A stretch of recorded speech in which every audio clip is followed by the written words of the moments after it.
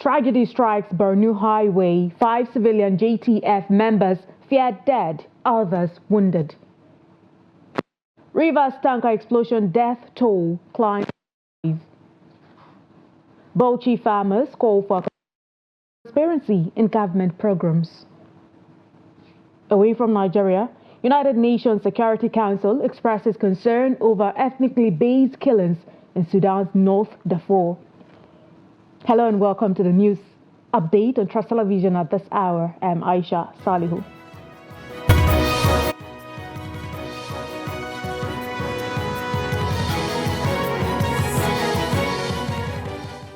Thank you so much for joining us, and now the news in full. And we'll begin with the security update, where several civilian joint task force members were killed and others injured by landmines along the Maiduguri-Gamboru-Ngala highway in Dekwa local government area of Borno State. The incident, which occurred around Gajiba village at approximately 12:30 p.m. on Saturday, was attributed to suspected Boko Haram insurgents. According to a security source, at least 5 people lost their lives. Several others were seriously injured in the explosion. A senior CJTF commander confirmed the attack, stating that they were on patrol when they inadvertently triggered the explosives near Gajiba village. The Nigerian Army has not yet issued a statement regarding the incident. The Katsina State Police Command says it has arrested some suspected kidnappers, arsonists, rapists, and motorcycle snatchers terrorizing residents in the state. The Police Command said it is also investigating some people in connection with culpable homicide. Abdullahi Yamadi tells us more. Among the suspected kidnappers are Usman Rabiu of Ofar Marusa in Katsina Metropolis and Shamsu Shuaibu from Doro Town of Bindawa local government area, who were both arrested in connection with the abduction of a 5-year-old boy. Though the victim was rescued unhurt, the police are investigating the duo with a view to having them prosecuted by a court of competent jurisdiction. During the course of investigation, the suspect confessed in the commission of the offense and further mentioned one Aliyu would see you now at large as his accomplice. Our investigation is still ongoing. In its continued onslaught on criminals, the command also arrested a notorious rapist, one Abdullahi Barau from Jibia local government, who was alleged to have carnal knowledge of his 2-year-old niece and a stepdaughter. Similarly, 2 suspected rapists are currently being investigated for raping a minor at Tandama village in Danja local government area of Katsina State. This is beside other rape cases being investigated by the command, according to the spokesman ASP Abubakar Sadiq. The suspect, Malang Adamu, criminally lured his younger brother, named Muthel, age 16 years old, of the same address into an uncompleted building belonging to the mother of the victim, where he criminally had unlawful carnal knowledge of the girl and was caught in the act by the victim's mother. Beyond that, the Katsina Police Command says it has burst a motorcycle snatching syndicate and arrested 3 members, in addition to a successful recovery of some exhibits from the gang. 2 members of the syndicate are from Bauchi, while the other one is from Plateau State, according to the police command. The modus operandi of this notorious syndicate is that they will stop an unsuspecting commercial motorcycle rider and ask him to take them to a particular point within Bakuri local government area, where on their way they will bring out a Maltina, as you can see here.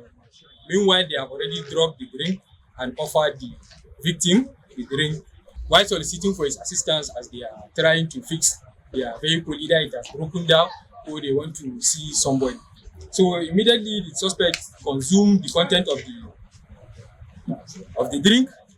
The suspect will have no option than to fall asleep, and they will make away with it.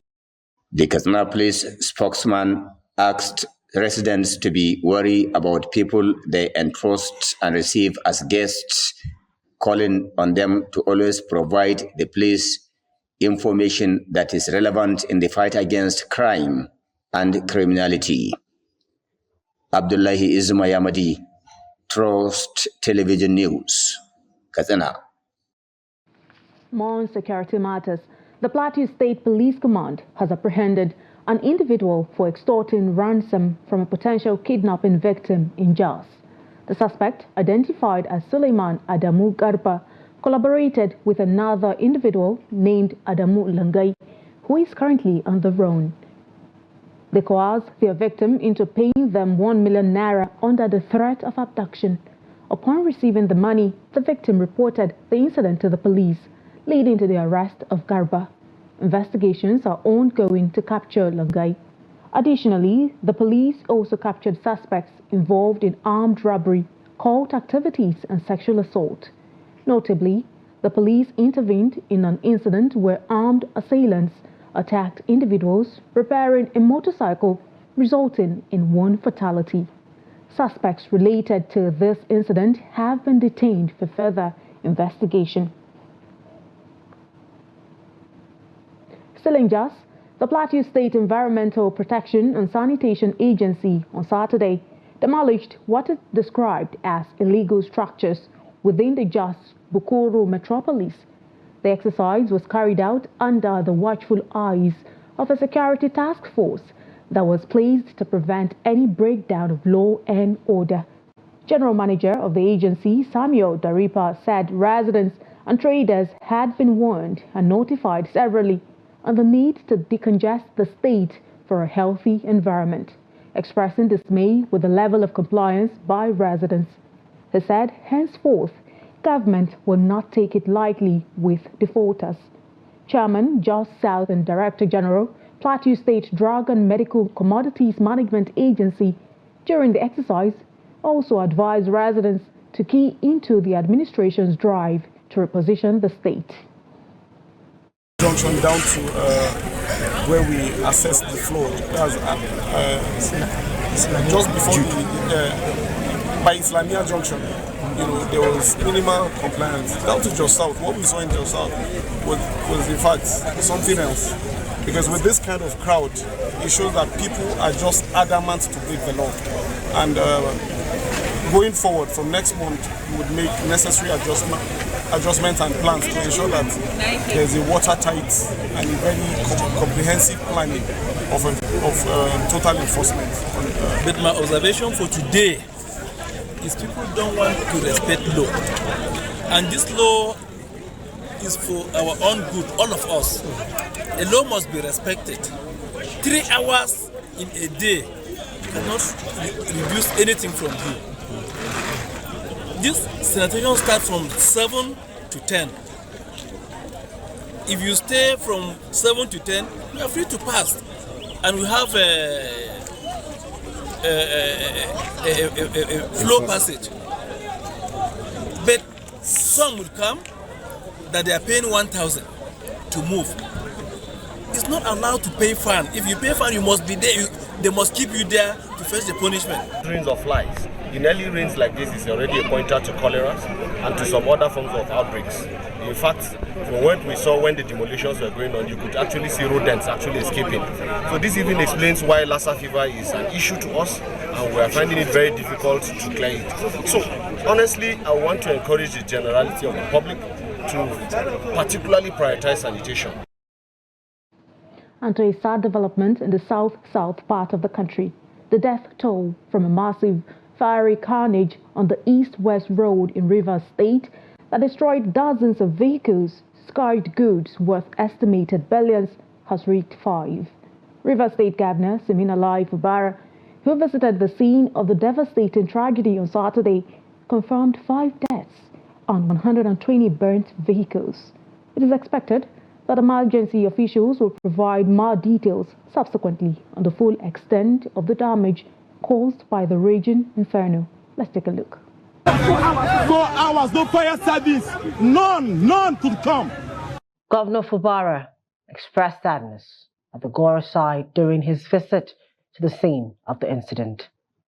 He was accompanied by the State Commissioner of Police, Olatunji Disu, and the State Commissioner for Energy and Natural Resources, Uche Chukwuafo, on Saturday morning. Fubara explained that he got a call from the Managing Director of Indorama Petrochemical and Fertilizer Company Limited in Eleme local government area, informing him of the incident. He added that he immediately routed a call to security agencies, instructing them to take charge of the security of the area to avoid an escalation of the situation. From what we are seeing this morning, it wasn't a very, very pleasant case.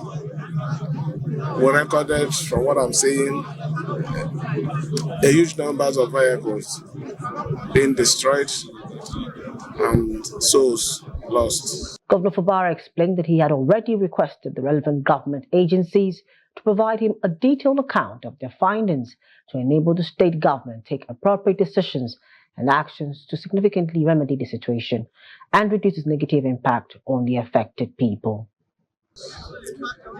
But I've already asked the agencies, to give us a full brief so that we can come into the situation fully by seeing how much we can support the families that are bereaved and how we can cushion the effect of the losses, which I believe is no fault of a good number of them. Meanwhile, the police command in the state says 4 people died and over 70 vehicles were burned in Friday's fuel tank explosion. SP Grace Iringe Koko, the spokesman of the command, on Saturday said the tragedy occurred following a collision between a heavy-duty truck and a petrol-laden tanker. And now to the southwest part of the country. Residents of Adebari Ilobo CDA in Orile Agege LCDA, Lagos, have expressed dissatisfaction over the ongoing construction of drainage channels, saying the drainage may not be able to address flood risk and damage as the rainy season sets in. The report. Adebari community is one of the areas in Lagos affected by a recent flood following a heavy downpour in the state. This is the case with Adebari Ilobu in Orile Agege LCDA, visited by Trust TV, where there is an ongoing construction of drainage channels. Trust TV findings show that the project, which began in 2022 to be completed within 12 months, is still ongoing, and only one side of the street have been excavated. Further investigation revealed that the construction has left the road impassable, leaving the residents to face untold hardship. Narrating their ordeals in the community, he said the residents of the community are complaining that the size of the drainage is too small to contain the level of flood when it rains. When they start, that this drainage is too low for our water here, but this, they said, this is what they send them to do. And when you see, even we asked to cover the drainage, they said they cannot cover it because it's too narrow. And I don't know the measurement they want, that they need covering. Because the one that the councils are doing is not even open to this size, and they cover it. And as they open like this, that is how we allow people to carry all the waste onto the gutter when rain is falling. Because when it is covered, they will not get chance to do that. But this, they said, that is what they send them to do. Everybody are finding their way of getting to their house. Even those people that they have vehicle in this street, they were. I could remember the Bale himself, where he used to park his motor, one of his vehicle was vandalized, which I know. He spent almost 450,000 to be able to refuse that car. Because of what? I don't know. This project is they're supposed to complete this project over just 12 months. I don't look at it now, getting to 2 years. Why? Only one side drainage. So we are begging the government to come to our aid and come to our rescue. A resident, Ajoke Alatishe, lamented that whenever there is flood, students won't be able to go to school, calling for the intervention of the government. All these drainage they are doing, they are spoiling our house. Children, they are enter gutter. adults, they are enter canal. Everything, they are doing rubbish. They are doing nonsense. All what they are doing is not good at all. Help us tell government. Make government help us to come and renovate this for us. It's more than 2 years now. We are going to Alausa, go to everywhere, go more than 3 times. Nothing. The thing is not improved. Many communities in the state have been experiencing flood disasters, and the blessings that come with the rainfall has always turned out to be a cause in many residents who are often displaced anytime it rains. They call on the state government to come to their rescue.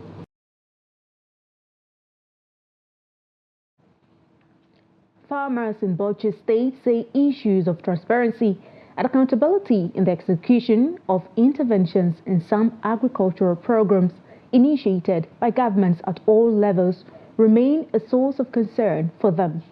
They made this known to journalists shortly after a stakeholders meeting on the proposed establishment of a special agro-industrial processing zone in the state. Trust TV's Adamu Imam reports. The farmers were carefully selected from 2 local government areas of Bauchi and Ganjua with the aim of achieving the objectives of the project, which is to boost agricultural activities. Some farmers after the meeting said they are not comfortable with such programs as similar ones in the past are yet to see the light of the day.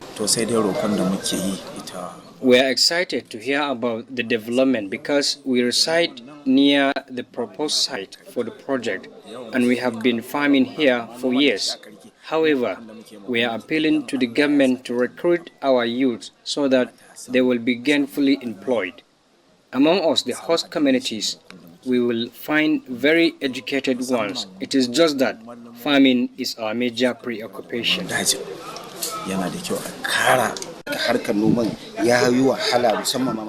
We are still trying to catch up because even the farming we are talking about is not easy. Sometimes projects like this come with this feeling of it will favor us, but more often than not, the reverse is the case. So I advise the government to be intentional about creating avenues for the small farmers to benefit directly from such programs or agri-palliatives.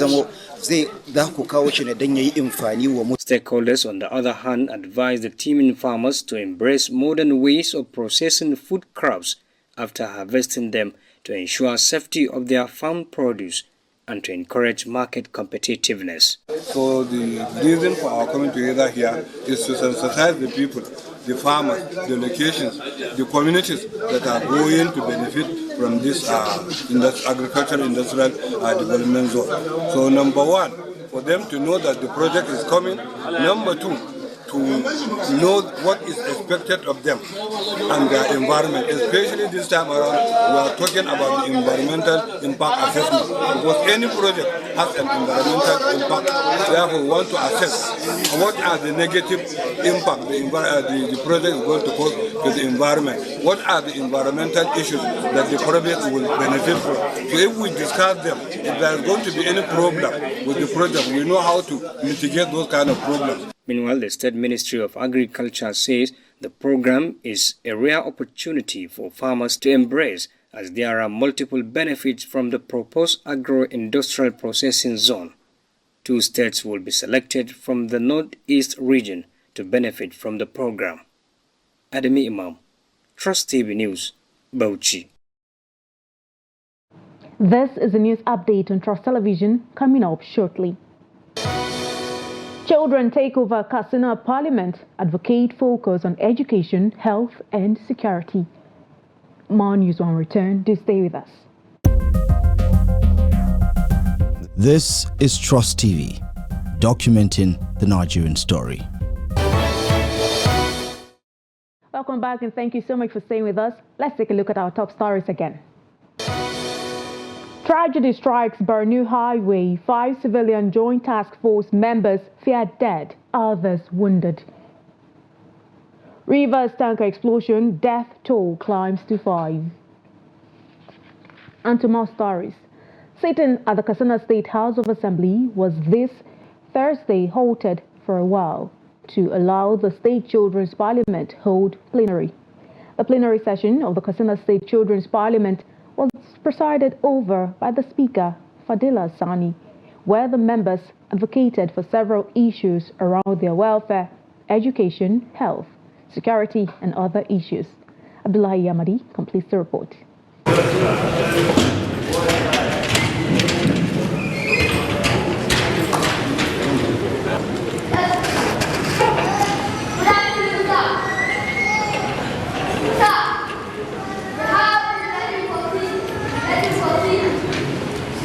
The Children's Parliament plenary session, which witnessed swearing in of 2 new members, went further to present a motion calling on the state government to hasten efforts in implementing child protection law. The young lawmakers argued that when child protection law is fully implemented and enforced, issues of child abuse such as rape, trafficking, and child labor could be eradicated. Call on the state government to facilitate the implementation of the child protection law in Katsina State. I so move, Mr. Speaker. Thank you.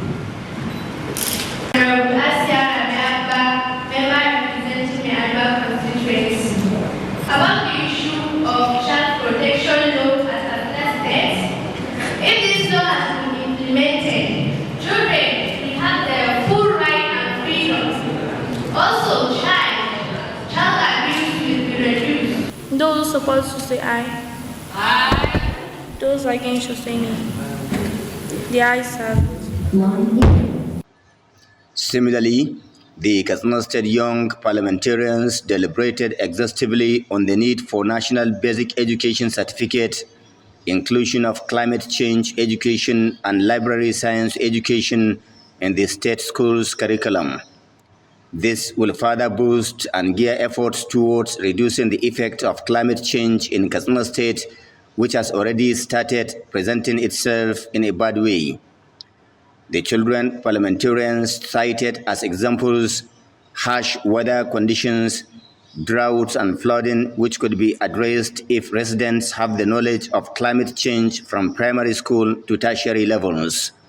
This honorable House will consider the need for National Basic Education Certificate examination as a compulsory examination for both government and private schools in Katsina State. I so move, right, Honorable Speaker. Thank you, Honorable Speaker. Ladies and gentlemen, members of the House. The National Basic Education Certificate offers several advantages for both students and the educational system. Includes: number 1, assessment of students' learning; number 2, promotion to senior high school; number 3, career opportunities; number 4, skills development. Urgently need to include the climate science education in the school curriculum in Katsina State. Those supposed to say aye. Aye. Those against should say nay. The ayes have it. Other issues deliberated during the plenary are insecurity bedeviling some parts of Katsina State and how the scourge is affecting the education of their colleagues in the frontline local governments. While calling on the state government to do more in tackling insecurity, which has forced many children out of school, they asked Governor Radda to persuade President Bola Ahmed Tinubu to deploy more security operatives in Katsina State. Abdullahi Izuma Yamadi, Trust Television News, Katsina. We'll take it away from Nigeria now. The United Nations Security Council has voiced serious apprehension regarding an impending assault on Al-Fashir in Sudan's North Darfur region by the Rapid Support Forces. This comes amid a year-long conflict between the Sudanese army and the RSF, resulting in extensive displacement. Al-Fashir remains the last major city in Western Darfur, not under RSF control, with RSF and its allies having taken over 4 other state capitals in Darfur. The RSF has been accused of ethnically motivated killings and other atrocities in West Darfur. The Security Council urged the Sudanese armed forces and the RSF to halt military buildup and work towards de-escalation. United Nations officials have warned of the imminent danger faced by approximately 800,000 people in Al-Fashir, highlighting the urgent need to prevent further violence and intercommunal strife across Darfur. And in sports, despite their recent struggles, Chelsea displayed resilience by staging a comeback from a 2-goal deficit to secure a 2-2 draw against Aston Villa, denting Villa's aspirations for a top 4 finish in the Premier League. Mauricio Pochettino's team found themselves behind due to an early own goal and a strike from Morgan Rogers. However, unlike their previous defeat to Arsenal, Chelsea fought back with goals from Noni Madueke and Conor Gallagher. Although they thought they had snagged a late victory, a disallowed goal due to a foul left them settling for a draw. The result was disappointing for Villa, who are aiming to secure a Champions League spot. Despite their current position, they face pressure from Tottenham, who are trailing by 7 points and have games in hand. Villa must quickly regroup as they prepare for their Europa Conference League semi-final against Olympiacos. Pochettino, despite facing criticism, still has the support of Chelsea's squad, which is one of the most expensive in football history. And that concludes the news update on Trust Television at this hour. Remember, you can always follow us across all of our social media platforms and also join our YouTube live stream for more news programs and documentaries. I'm Aisha Salihu. Thank you so much for watching.